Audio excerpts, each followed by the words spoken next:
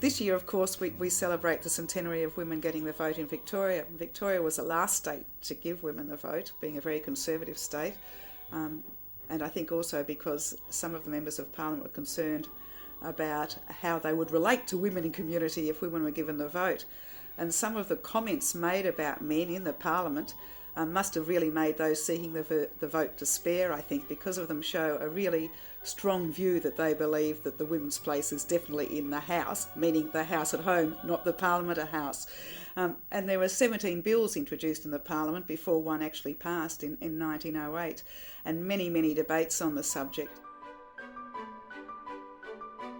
It seemed to me when I was elected to Parliament, and still does in some ways, that Parliament is a very strange place and in some ways hasn't changed a great deal since it was first established in the 19th century. There was a huge area for change, both to make the lives of members better, but also particularly for the staff, and also to make the Parliament more accessible for Victorians.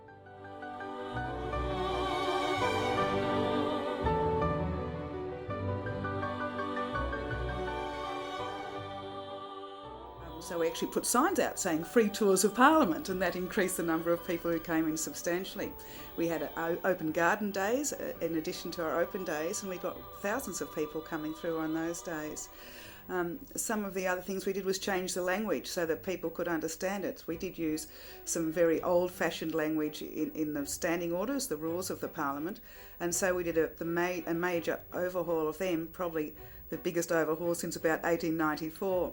That took a long period of time, and it needed all members of Parliament to be involved with it, but that did mean we have rules now that are easily understandable to people. The other things that we did, and this started straight away, of course, was not wearing the wig. And the wig, of course, has been on the Speaker's head for many years, although Labor speakers in our Parliament have tended not to wear it anyway. But I think by the time you get to 2003, wearing dead sheep on your head is probably not all that appropriate.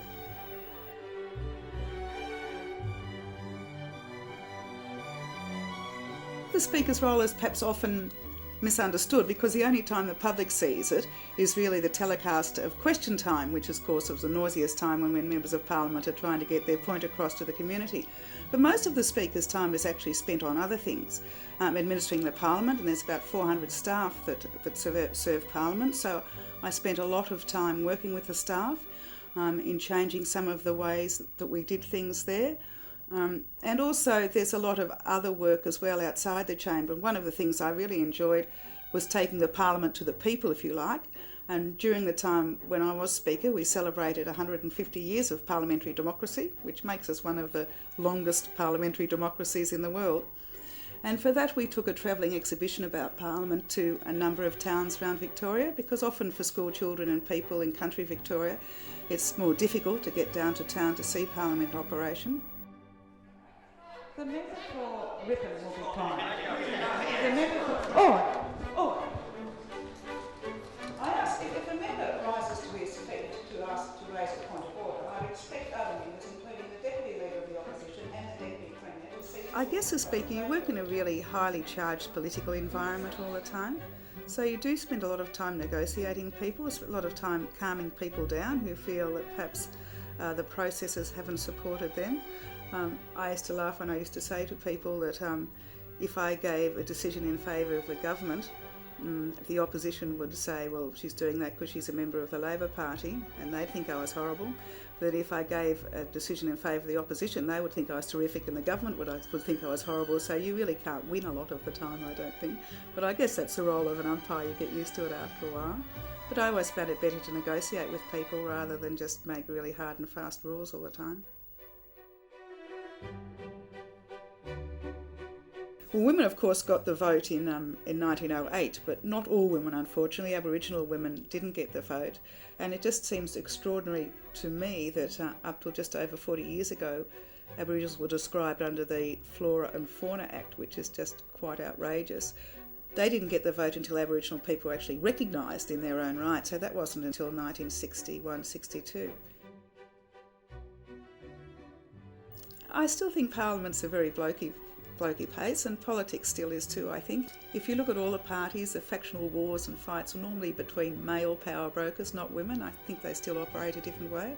I think women have made a significant impact on the legislation that goes through the House. I think men's and women's views are equal but sometimes different in the way they approach subjects, so I think we've got much better legislation from women's presence in the House.